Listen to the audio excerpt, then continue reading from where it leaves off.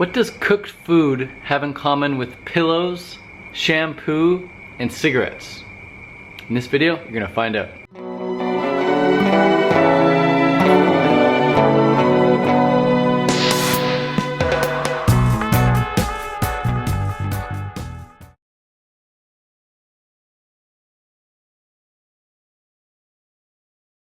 So I'm sure you guys have all heard people say, man, I need a cigarette now. Or, I need shampoo or my hair is gonna be greasy. Or, I need a pillow, I can't sleep without a pillow.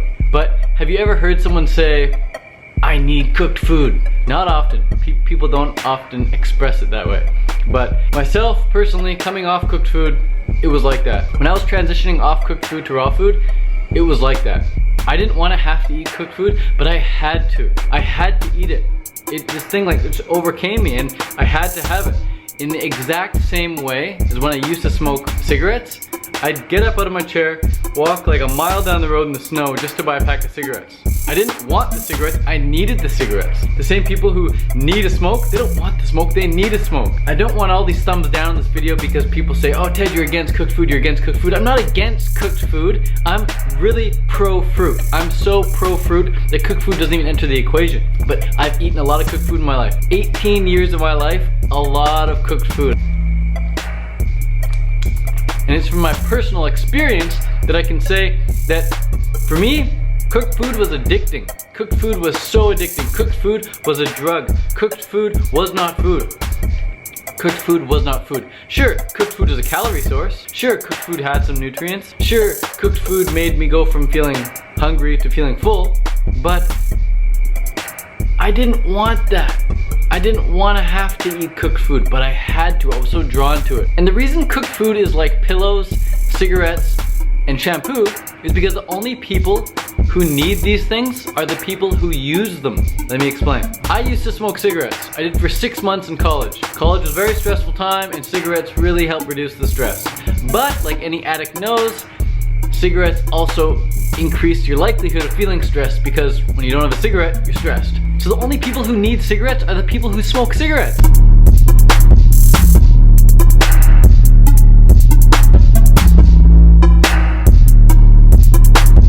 I don't smoke cigarettes any longer, and I no longer ever feel a need to smoke cigarettes. But when I was smoking cigarettes, that was a different story. I needed a smoke, and I needed it now. I'd get out of my chair, walk a mile down the street in the snow, buy a pack of smokes, come back, oh my, no stress, life was good. Same with shampoo. I used to have really long hair, and even when I didn't have long hair, I'd still use shampoo, because when I didn't use shampoo, my hair would get really greasy, really greasy. But when you stop using shampoo, you stop having a need for it. So the only people who need shampoo are the ones who use shampoo. There's tons of girls online, you can just Google it, no shampoo experiment, 60 days or something, and you can see the results. There's a lot of girls even in the raw vegan movement who are doing it. I think they call it no poo or something.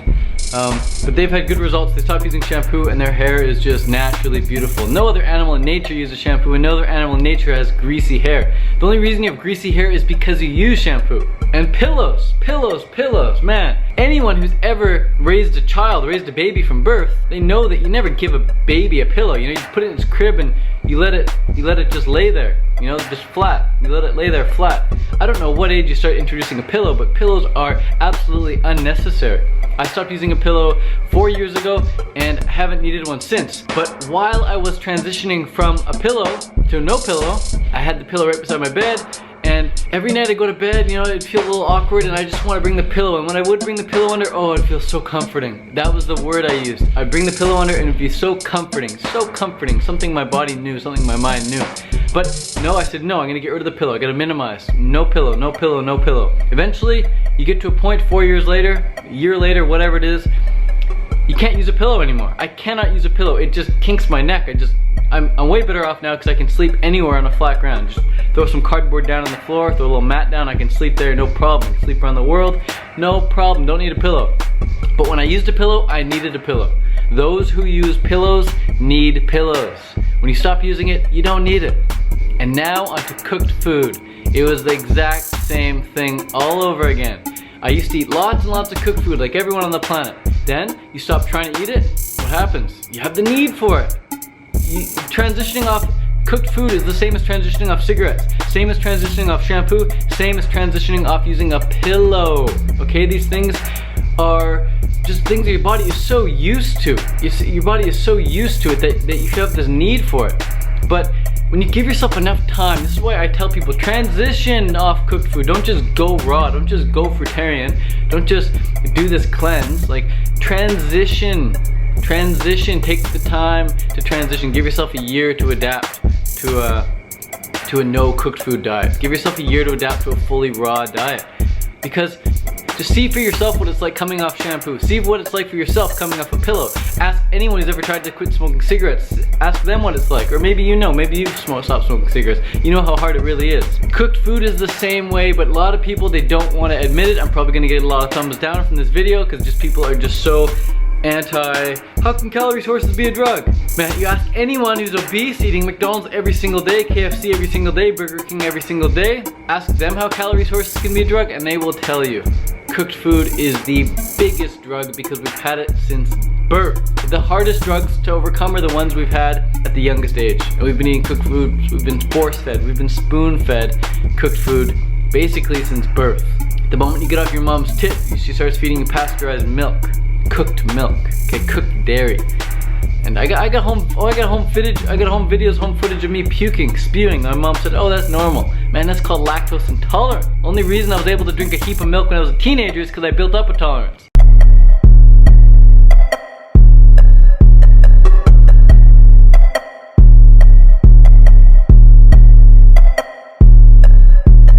That's another video, that's another story. I'll actually post in the link below a link to that lactose video. So the only people who need to eat cooked food, the only people who have this raging hunger are the people who eat cooked food. Okay, I hang out with lots of people from standard North American eaters to vegetarians to vegans who all eat cooked food. And a lot of times I'm hanging out with them, they use the word hungry. They say, I'm hungry. They need something to end their hunger. But when you've been raw long enough, I'm sure a lot of you guys can relate who are watching this video who are raw, you don't feel hunger.